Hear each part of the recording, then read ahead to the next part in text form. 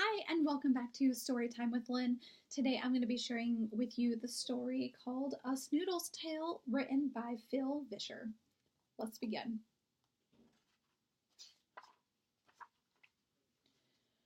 Far, far away, in the land of galoots, where the bigglebag trees bear their bigglebag fruits, and far lily bushes all blossom and yellow, and thimble plants squirt snowberry jello. Here where the mountains of rocky Mungu rise high over the meadows of Gilda Manju, where sunsets are painted with purple and blue, you'll find a small town, not much bigger than you. Welcome to Snoodleburg, home of the Snoodles, a curious folk who eat pancakes with noodles and spend half their days making sketches and doodles and cutting their hair into shapes like French poodles. Now, right in the heart of this curious town is a curious building, the tallest around. With a clock at its top and a chute at its bottom, 'tis pink in the spring and turns red in the autumn. But weirder by far than its color or height is what happens there every fourth Tuesday night. As strange as it seems, it has been demonstrated that Snoodles aren't born, but rather created.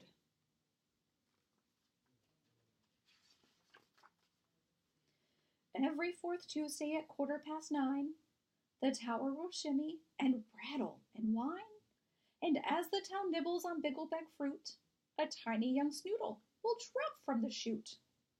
That's where they come from, though no one knows why, nor who could have built the great tower so high. These mysteries of life befuddle most Snoodles, who'd much rather focus on pancakes and noodles and cutting their hair into shapes like French poodles. Yet most found the tower too noisy and strange, until one small Snoodle made all of that change. This little Snoodle was much like the others. He came without siblings, no sisters or brothers. He came without money, a mom or a dad. The pack on his back was all that he had. "This is peculiar," the little guy said. "I came from a chute, and I fell on my head. What do I look like? What am I for?" He pondered those questions, and then thought of more. "Checking my bag is a good place to start." He pulled out some paints. "Maybe I'm good at art." The next thing he found was a Snoodle kazoo. "Hey, what do you know? I can make music too."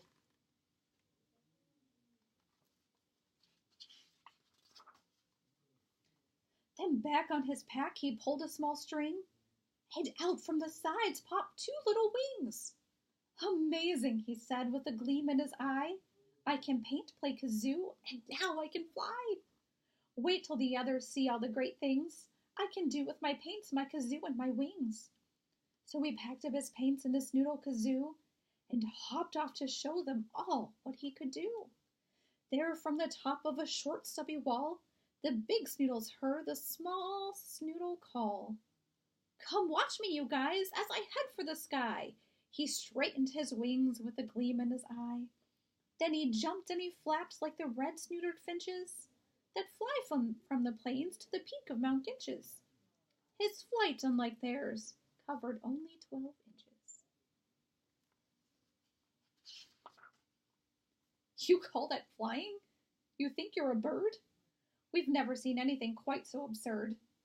The old Snoodle snorted. He sniggered, he shook. "I'll paint you a picture to show how you looked." The brush strokes were skillful, the colors were coolish. The story they told made the young one feel foolish. "Take it from us," said a Snoodle named Blue, "flying must not be what you're meant to do." The young Snoodle drooped. He felt his heart sag. The painting the old Snoodle placed in his bag. "Carry this with you," the old Snoodle said, "so visions of flying don't go to your head." The weight on his back was as heavy as lead.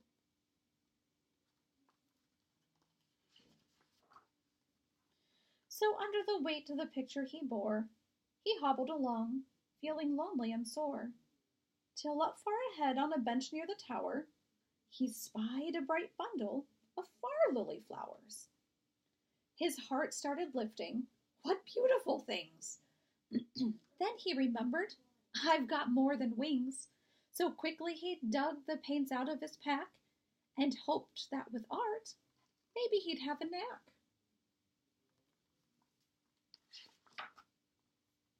I did it, he yelled to the Snoodles in town, then held up his picture as they gathered round. You did it all right, said the Snoodles, replying. You showed you're no better at painting than flying. Then one of them laughed and, while eating a waffle, painted a picture that made him feel awful. You're puny, you're silly, you're not all that smart, you can't use your wings, and you're no good at art. That picture, too, was placed in his pack and made his heart slump just as low as his back. I'm ugly, I'm foolish, I'm so very small. I don't think I should be with Snoodles at all.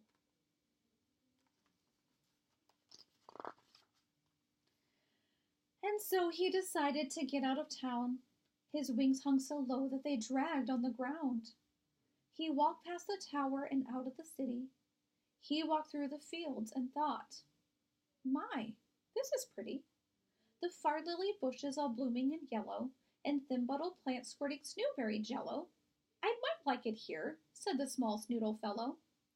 Then, feeling some warmth coming back in his chest, he thought he would sit for a moment and rest. But try as he might to sit down with grace, the weight on his back knocked him flat on his face.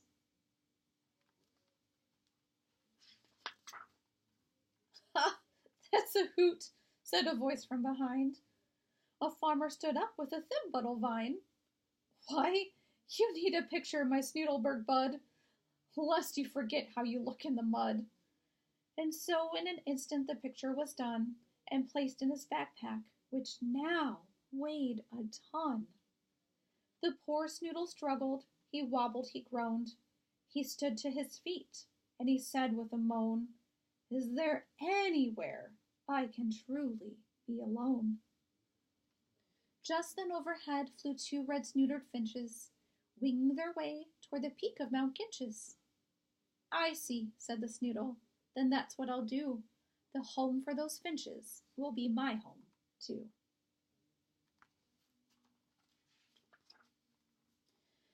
So painfully struggling under his pack, the small Snoodle inched up the big mountain's back. He crawled over boulders in rain and in lightning. He trudged on and on, though the journey was frightening. Till finally Sunday at 2:15, he spied all the meadows of Gilda Manju, and realized he was on top of Mount Ginches, alone with the wind and his thoughts in the finches. He thought of the Snoodles, he thought of the tower, he thought of the bell that would chime on the hour. He thought of his pack and his very long walk. He thought it so loudly, he heard his thoughts talk. Hello, said his thoughts. You've made quite a climb. That voice, he remarked, doesn't sound much like mine. Then he turned and he noticed he wasn't alone, for a man stood behind near a cave in the stone.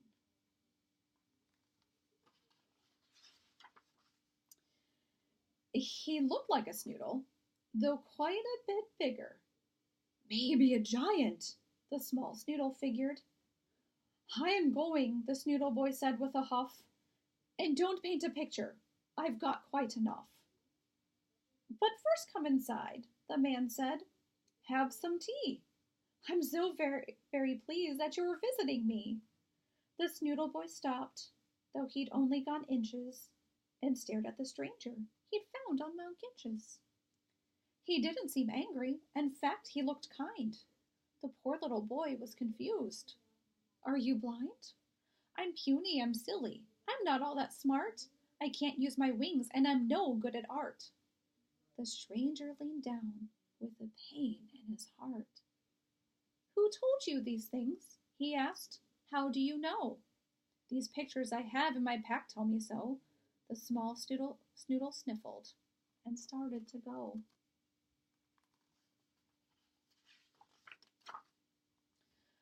First, if you please, let me look at this art that makes your pack heavy and weighs down your heart. Then picture by picture he unpacked the bag that bent the poor Snoodle and made his wings sag. Dear boy, said the man, these look nothing like you. Then into the fire the pictures he threw. He rose from his chair, saying, wait there, you'll see that what you need most is a picture from me. The Snoodle sat patiently sipping his tea. Then from a room in the back he returned, saying, dear little Snoodle, it's time that you learned what you really look like. And he threw off the sheet, and what the boy saw warmed him right to his feet. The boy in the portrait looked older and strong, with wings on his back that were sturdy and long, and a look in his eye both courageous and free. Sir, asked the boy, are you saying that's me?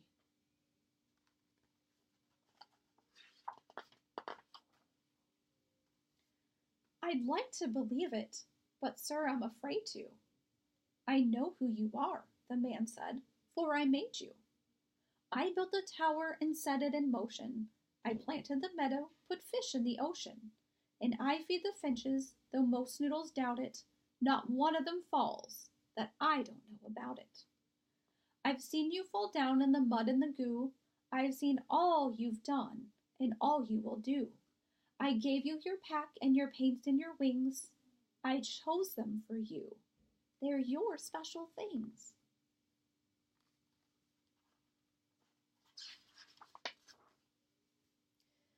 The Snoodle kazoo is so you can sing about colors in autumn or flowers in spring. I gave you your brushes in hopes that you'd see how using them you can make pictures for me. Most of the Snoodles, the old one said sadly, just use their paints to make others feel badly. The young Snoodle pondered the things he'd been told, then wondering something, grew suddenly bold. But, sir, if you made this incredible land, can't you make Snoodles obey your command? The big one smiled warmly, then said to the small, a gift that's demanded is no gift at all.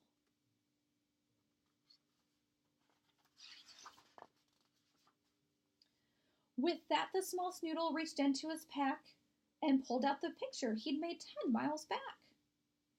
They're far lilies, sir, from over the ridge. The old one beamed bright and said, that's for my fridge. After the small Snoodle's picture was hung, the old one bent down to the face of the young. He said, here's what you look like. Here's how I see you. Keep this in your pack, and you'll find it will free you from all of the pictures and all of the lies that others make up just to cut down your size.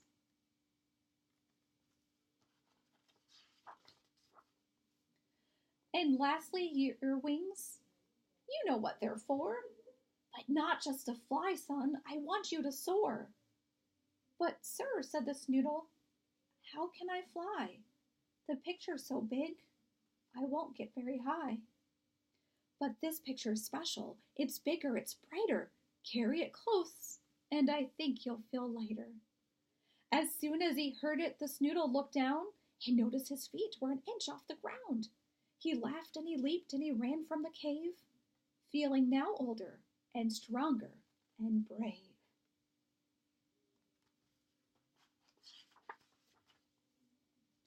He flew through the clouds and he flew with the finches. He soared up and down round the peak of Mount Gitches. He flew over far lily bushes in yellow and thin-bottled plants squirting snowberry jello. He flew over bigglebag trees and their fruits in big lazy loops over the land of galoots, then hurried back to the center of town, where the Snoodles all stood with their wings on the ground. And starting precisely at 2:15, he told them the story that I just told you.